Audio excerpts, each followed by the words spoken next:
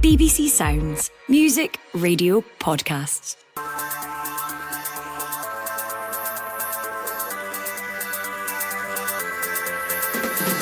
Hello, I'm David Currie and this is the Scottish Football Podcast. All the news, views and analysis you need on Thursday, the 11th of September. There's big news for Dundee United fans. We're not getting carried away. It's a good performance, it's a clean sheet, it's 3 points in the bag, and the Dundee United supporters up the road happy, which is the main thing. But from our perspective, it gives us something that we can build on. There's a new deal for Jim Goodwin at Tannadice. And what's the deal with the Dons? Of course, the level we're performing right now is not good enough, and that's my responsibility. I need to sit down now and use this break in a really good way and come back to try to find a way to winning games. How do Aberdeen get off the foot of the table and Glasgow City turn on the style in their Europa Cup match? It's by no means done. We need to make sure we go over there and have a professional performance. But putting ourselves 3-0 ahead in the tie is certainly what we wanted. So we'll look forward to next week now with confidence. We'll fill you in on how City and Hibs got on. The Scottish Football Podcast from BBC Sports Scotland. Plenty then to talk about with our esteemed guests this morning, former Hearts and Dundee United manager Robbie Neilson and Cammy Bell, who numbers Dundee United among his many clubs. With those United links, it's almost as if we planned things. Hello in Belgium. Robbie, how are things going over there? Going great, David, thanks. Yes, enjoying it. Yeah, a wee bit more light over here than it is at your guys in the morning, so it's nice and fresh. Cammy, how are things with you? Yes, all good, DC. Just enjoying my morning, as Robbie says. Not quite light yet, but it's getting there. Yeah, it's still dark here in Paisley, but hey-ho. We'll start with Dundee United and the big news that Jim Goodwin, he's still got some time left on his current deal, but he signed a 12-month rolling contract. Robbie, you'll be well versed in all these kind of managerial things. How does that work if he's still got time left in his contract, but he signed a new 1-year rolling contract? Does it just mean if he gets sacked, he gets a year's cash? Yeah, I think that's basically the way it works, David. So, you can sign a 5, 6, 8 year contract, but if your termination period is only 3 months, it's basically just a 3 month rolling contract. So Jim could have potentially been on a 6 months termination either way, which means if the club want to move Jim out, it's a 6 month payoff. If another team wanted to come and take him, which I think that's probably the big thing for Dundee United, because Jim's been doing so well, they would only get a 6 month payment for it. So this now gives both of them a little bit more security, and I can see why, because Jim's done an outstanding job there. So a good deal for Jim, a good deal for United, Cammy? Yeah, I think it is, as Robbie said, it just allows the club to kind of move forward. Again, it settles a little bit of the noise probably for a small period of time, because he has been doing really well. He's hit the ground running this season. And again, there's been a huge turnaround at the club. You look at the amount of players that he's had to bed in, the different nationalities that he's had to bed into the team. So I think he's done a fantastic job, also trying to navigate his way through European football with so many injuries as well at the club. So no, I think it's a good move for all parties, to be honest. Yeah, has management changed in that regard, Robbie, with, just in terms of how quickly players move in, move out? Yeah, it definitely has, David. I think, there's not really that continuity within the group anymore. So almost every year you're restarting again and resetting and trying to build a team. Most teams in Scotland are changing 10 to 15 players every year, which makes it very, very difficult. One, to get your recruitment right, because if you get a higher than 50% success rate in your recruitment, you're usually doing very well. So if you take 50% as the mark, out of your 14 players, 7 of them probably aren't going to hit the grade. So those other 7 have really got to carry you through. So yeah, it's very difficult to build any continuity within teams nowadays. United cast their net far and wide, but Jim certainly and his team seem to have unearthed some gems. Sam Dalby, Zach Sapsford, Cammy.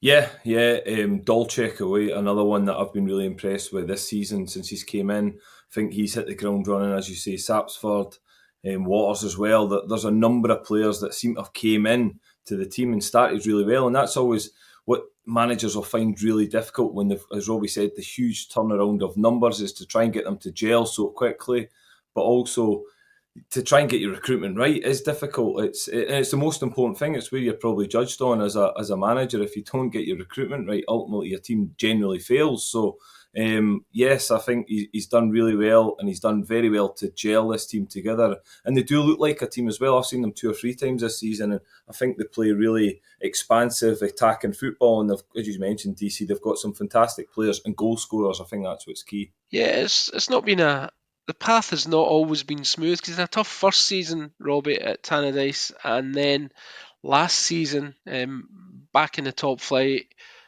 top 6 finish, qualified for Europe, and it started reasonably well this season. Yeah, I think Jim's done a fantastic job, firstly getting promotion, which is difficult out of that league.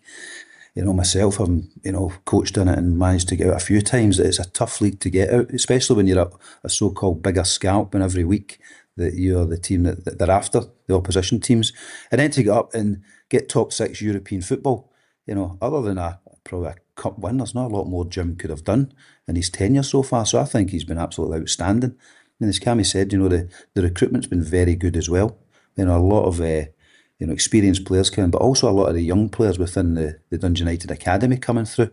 You see Ross Graham now as the captain. I know he's injured at the moment, but you get Fotheringham, guys like this. Some really good young players bedding in with the experienced, foreign players or English players. So, yeah, I think it's been a really exciting time for Dundee United, and I think getting Jim secured to a longer term deal, or semi-longer term for a manager, 12 months, is a great bit of business. He says this is just the start, Cammy. Exciting times already, but Jim seems to think he can take United to greater heights. Yeah, listen, you've got to be ambitious as a manager. And certainly the way they've started the season, I think you'll be looking forward to this season. I watched them against Hearts early on, and they'd had the European game on the Thursday night, and they played on the Sunday, and they were right up against Hearts, and we all know how well Hearts have started the season. They just got nicked at the end. They lost the game 3-2, but they were very good value, and they probably deserved something out of the game. So, no, listen, he'll be looking forward to the season. Ultimately, as Robbie mentioned there, the thing that's kind of missing is probably a really good cup run. Can he get to a cup final? Can he win a cup? And that's probably the next thing. It's a big, big ask. We all know that in Scottish football. There's probably 5 or 6 clubs that really think they can do it, but it's really difficult to get there. But that's probably the next thing that he's trying to target. You agree with that, Robbie? Yeah, do I think so? He's been fantastic so far. He's done this. If you're asking the owner, Mark Ogren, what he wanted from a manager when he came in, it'd be promotion, top 6 European football. Next one's a cup win. But that is the big, big ask. Yeah, looking at the table just now, what are they? 4th at the moment, but in a pack of 6 teams on 4 points. Getting top 6 for United this season is the aspiration, clearly, but it's not going to be easy. No, it's not. Again, it's going to be difficult. We see how tight the league is, and we see how many draws there's been so far as well. It just shows you how competitive it is. I think when I look at the league this season in general, I think it looks very, very competitive. I think it's going to be really hard to call. Of certainly, probably, I would say that the sort of 3 or 4 spaces in that top 6, probably the top 2 will probably understand over time that they'll get where they get. But the rest of the teams, it's going to be really, really competitive. I don't see anyone getting dragged away at the bottom either. So I think it's going to be an interesting season in Scottish football this season. What do you think, Robbie? Might just give United the edge over that kind of peloton of teams? I think probably the biggest thing for Dundee United is replacing Dalby's goals from last season. I think they've kind of spread that about the team a wee bit so far. Within the league, I think this year, obviously Celtic, Rangers, I think Hearts will be there, I think Hibs will be there. I also think Aberdeen will be up there as well. I know we're going to touch on it later about the start to the season, but the recruitment they've brought in towards the end of the window should see them, in my opinion, secure that top 6 position. So everyone else is gunning for one more position, and the teams are much of a muchness there, but I think Dundee United have got that wee bit extra within their group and within their squad to get that spot. Right, guys, while we're talking about managers broadly, let's talk about Callum Davidson, because he's joined Tony Docherty at Championship club Ross County as assistant manager. That's quite the power couple for the Championship, Cammy. It certainly is. When Don Currie left the role as manager, I expected Tony Docherty definitely to be in with a shout for it. So I wasn't surprised when he got announced as manager. And yes, I was a little bit surprised when Callum Davidson went in as assistant manager, but I think it's a brilliant acquisition from the club to bring him up there. His experience that he's got, he's obviously got a good relationship with Tony Docherty, and they've got a really good squad, David. And I've been surprised by the start of the season by them. It's been a really poor start. You can't get away from that, and that's probably why the changes came away from Don. But certainly the recruitment in the summer, I looked at their squad and I would have definitely fancied them for being up the top of the table. So that can only benefit the guys coming in. I think when they get settled in, get some time on the training ground, I think they'll do absolutely fine. I think they'll end up being up towards the top of the table by the end of the season. Robbie, you can speak to this because you've been a manager. Now you're an assistant out in Belgium. Is it a difficult adjustment to make from having been the guy that mainly calls the shots? I think that the biggest part is the relationship between the head coach and the assistant head coach. I think that's really, really important. So, I've got Lee Johnson here, who's the head coach, and Lee and I have known each other for 25 years. And I think that's the same with Callum and Tony. I think it's a top appointment, to be honest with you. Both of them work the coach education department at SFA. I do a bit of work with them myself, and they've got a real tight relationship. So I think the experience that both of them bring to the Championship, and you've still got John Robertson staying there as well. When you look at that coaching staff that they've got, it's probably one of the best in Scottish football, not just the Championship. So I think it's a brilliant piece of business, and I think the relationship between Tony and Callum is super tight. So I don't think there'll be any issues at all. And I think Callum's also done that role a number of times for Tommy and for Gary Rowett down south. So he's used to it, understands it. He's got a great personality about him as well. I think he'll be great with the players. So I think it's given him a brilliant chance to get back up the league and be probably where they should be. Cammy, the late Craig Brown used to always introduce his assistant as his colleague. He didn't really like the term assistant because he's kind of shown us a partnership of equals, just different roles. Yeah, listen, Robbie hit the nail on the head for me. There's the relationship between the head coach and the assistant head coach, or manager and assistant manager, whatever you want to call it. I think that relationship's key, and only they'll know internally how close they are and how much they respect each other's decisions. And you can see it between knowing Tony and Callum. They're both great guys, really good guys. So again, I think they're going to do a fantastic job. All their experience in Scottish football that they're going to bring to Ross County. And as I mentioned, the squad as well is very strong for me as well. So that's why I expect them to catapult up the league. I fully expect them to hit the ground running pretty quickly once they get a bit of time on the training ground. But yes, for me, it's an absolutely fantastic appointment. And as Robbie said, when you look throughout Scottish football, that coaching staff, that core coaching staff, absolutely excellent and at the top of probably Scottish football at this moment in time.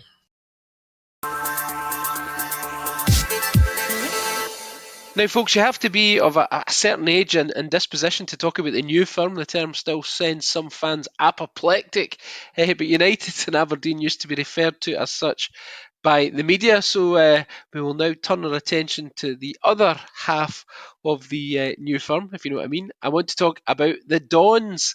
Robbie, bottom of the table, but you've already hinted that you're expecting that situation to be temporary. Yeah, I do. I think, yes, they'll be disappointed with the start to the season, but when you actually look at the fixtures they had, first two games, very, very difficult. I think it was, am I right in saying, Celtic and Hearts at the start of the season, then the European games, which are always very, very difficult. I think last week, or the previous week's game there against Falkirk was a big blow, but you're looking at two home games coming up now, two really important ones. Livingston at home in the league, and then the following week I think it's Motherwell at home in the Cup. Massive games, but with the investment they've brought in over the summer, and especially the closing days of the window, three top players, I would expect Aberdeen now to get on a run and start pushing themselves up the league where they should be into that top six and then pushing from there. Robbie mentioned in there, Cammy, the game at home to Livingston on Saturday. Does that squeeze its way into the must-win category?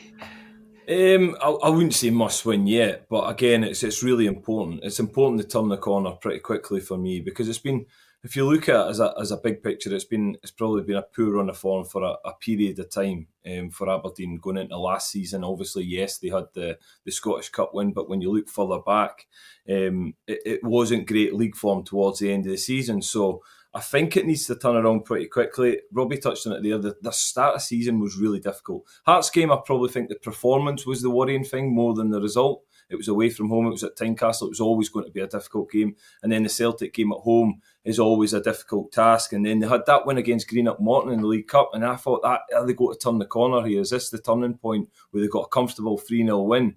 And it just, the European games kind of flattened them a little bit. It didn't work out for them. And then the Falkirk games are probably the damaging one and where we're talking about it. But again, you look at circumstances. Nicky Devlin sent off just before half-time. That played a big part in the result of that game. But for me, they need to turn it around pretty quickly. I'm not saying it's a must-win for them at the weekend. I don't think we're at that stage yet. But certainly, you look at the fixtures going forward, Livingston, Motherwell, in the League Cup, which I think is a huge game as well because the fans expect a good cup run. Yeah, they've gone from the high of winning the cup, the Scottish Cup last season, to bottom of the league, starting off 3 straight defeats. Yet to score a goal, Robbie. Yeah, they found it difficult to score goals. I think obviously Yengi coming in and not really hitting the ground running's made it difficult for them. But Kevin Nisbet coming back in again. Kevin, in my opinion, guarantees you goals. You just need to supply him. You've got Armstrong there as well, Carlson coming in. So that's 3 attacking players that would probably get into any team in Scottish football, and that's potentially including the Old Firm as well. So I think they've now boosted that firepower, and there's no excuses now. And they say that is it a must-win? I think, as we know, Scottish football, every game's a must-win. So they've got to get that result on Saturday. A strange time, Cammy, because as we mentioned there, don't want to labour the point, but they're Aberdeen bottom of the league, and yet they've had what looks like a good transfer window with that kind of trio that Robbie's mentioned. Yeah, brilliant end to the transfer window. Again, they've spent money in this transfer window, so the owner's backing the manager. You can see that. There's been a lot of money spent, probably more than certainly in previous years that I can remember. So they have invested in the squad. They knew they needed to do that to try and kick on. And again, you've got to give these guys time. Obviously, the Nisbets and the Armstrongs are just in the door, but the other ones that are in as well, there's a lot of guys that aren't used to Scottish football, so we've got to give them time to adjust. But again, you need them to find this game, this form, to get through this Livingston game. If they can get a win, I think it's all about confidence for Aberdeen at this time, because I think the talent's there. It's just getting confidence back within the group. Once they do that, I'm pretty sure they will start to move back up the league, because I really do think they've had a good transfer window, and I think they've brought in some quality players. Yeah, Jimmy Tilleen, would you say certainly under scrutiny, but how much pressure do you reckon he's under at the moment, Robbie? I don't think he is, to be honest with you, Dave. I think the ownership of Dave Cormack's invested heavily in the window there, so he's going to give him time to get settled. Having watched about Aberdeen, I always think Aberdeen should be a team that, get it forward, get it in the box and get the intensity going. I think, when they first came in, they probably won a lot of games that they potentially shouldn't have won, as in like they were not creating a huge amount of chances but scoring goals. I think it's getting back to, the way, in my opinion, Aberdeen should play, which is, attacking front foot football. I think they're a little bit kind of, defensive at times, to be honest with you, and I think getting those 3 forwards in will really give them that attacking option now and really go, because they're a team that should be at the top end of the league.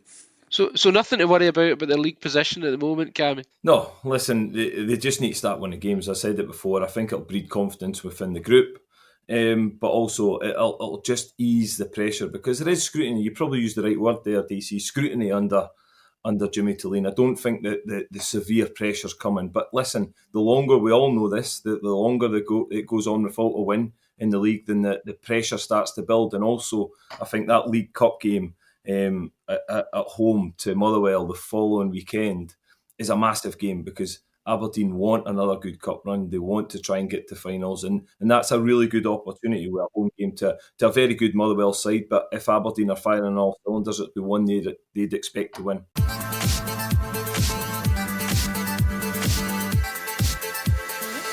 Two Scottish clubs were in action in the inaugural Women's Europa Cup last night. Hibs were handed a wee bit of a lesson by Inter Milan away, that game finishing 4-1.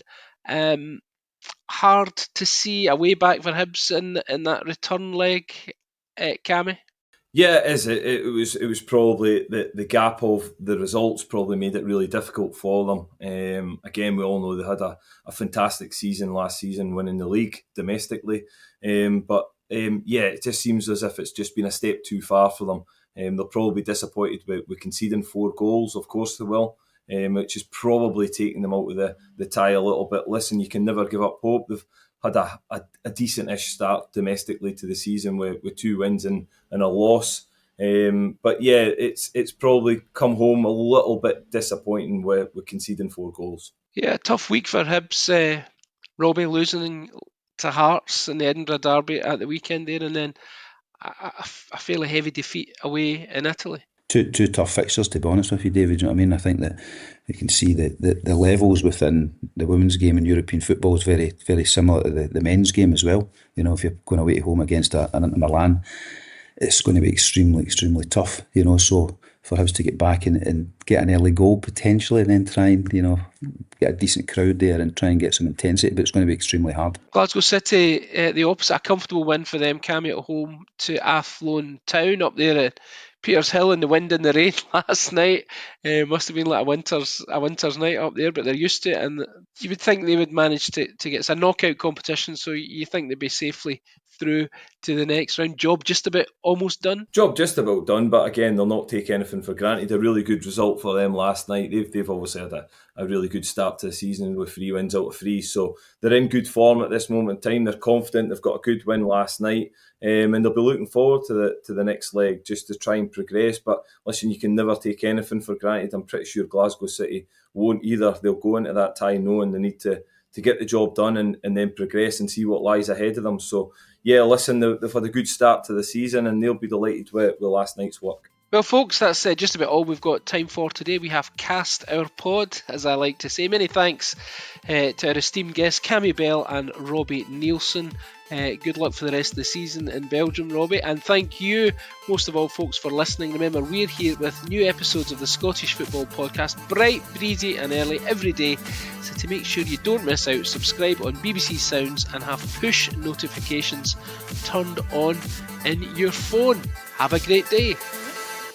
It's petty, it's ill-informed. Are President Trump's cuts having an adverse effect on research? It's pandemonium. What number's that in the periodic table? PD, number 47.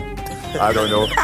I've done the shooting clays before. The longer you do it, the sorer obviously it gets. When Craig said there he'd been shooting the clays, I imagined him out a back line. Somebody's washing, you know. William Shatner, his secretary, contacted me to say, when Bill has a question now and again, can he contact you? And then one time he called me up and he wanted to know, David, what is a photon? I'm thinking, this is incredible. Captain Kirk wants to know what a photon is, you know. I once met a guy who referred to a globe as a ball map. A